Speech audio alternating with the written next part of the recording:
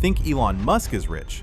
Wait until you hear about the families who made today's billionaires look like interns. Because the richest family in human history didn't just own companies, they owned empires. They shaped countries, moved markets, and controlled entire civilizations. And the craziest part?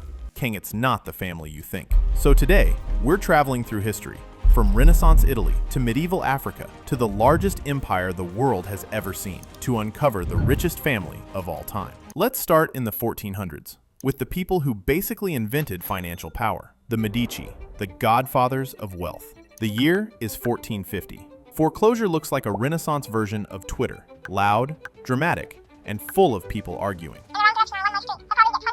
Right in the middle of it all is the Medici family. They didn't just get rich, they created the blueprint for turning your average money into power. Giobbi built the most sophisticated banking network in Europe. Popes borrowed from them. Preventative owed them favors, and they quietly financed the entire Renaissance. Michelangelo, Leonardo da Vinci, Botticelli, all backed by Medici money.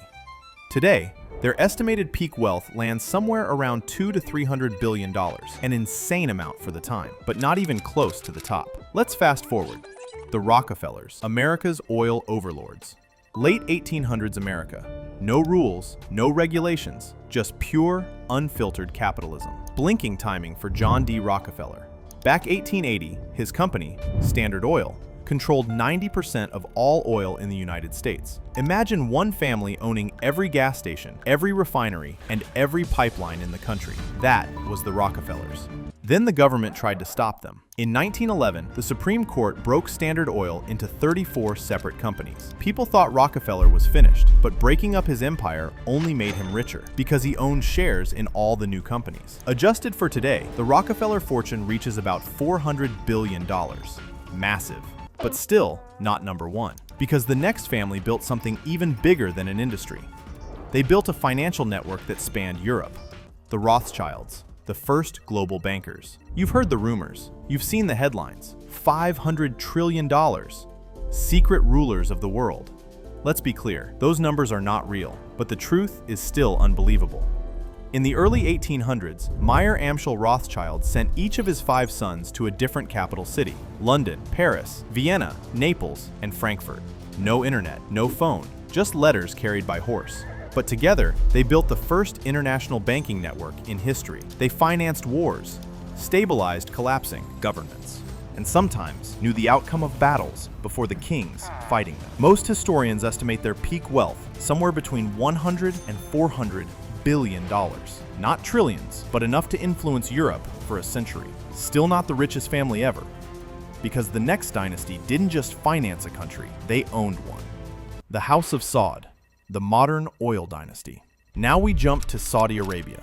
A single family controls the nation, and the nation controls one of the largest oil reserves on Earth. This isn't the same as owning a company. This is owning the land, the resources, and the oil that powers the world. Saudi Aramco, the national oil company, is valued at over $2 trillion, behind royal assets, national reserves, and land holdings, and the family's wealth is estimated at around $1.4 trillion. The richest modern family alive today. But we're not looking for modern wealth.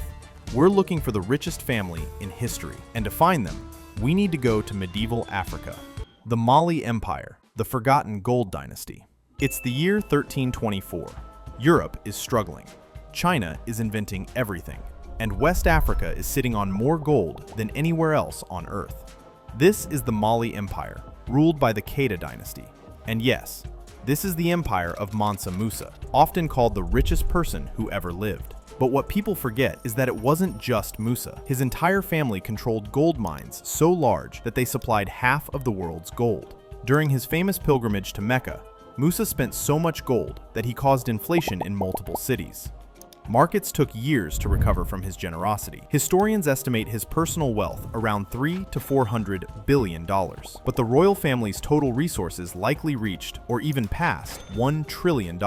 That puts them above the Rothschild and above the Rockefellers. But even they weren't number one, because the richest family in history didn't have the most gold. They had the most land. The Mongol imperial family, the true number one. The year is 1227. Genghis Khan dies, but not before creating the largest contiguous empire the world has ever seen. His family, the Borjigin clan, controlled a territory covering 23% of the planet's land surface, not owned by a government, owned by the imperial family. If you add up the resources, agriculture, taxes, minerals, and strategic value of that land, historians estimate an equivalent worth somewhere between $5 and $10 trillion in today's terms. This wasn't money, it was civilization-level power. And that makes the Mongol imperial family the richest family in human history. So who really wins? It all depends on how you define wealth. If you mean gold, the Mali Empire takes the crown. If you mean financial power, the Rothschilds sit at the top. If you mean modern money, nothing beats the House of Saud. If you mean cultural influence, it's the Medici. If you mean industrial dominance, it's the Rockefellers. And if you mean total land and resources, the Mongol imperial family had more than anyone in history. Different eras, different currencies, different kinds of power. But one thing never changes. Sometimes the richest families aren't the ones on Forbes. They're the ones who shaped the world we live in.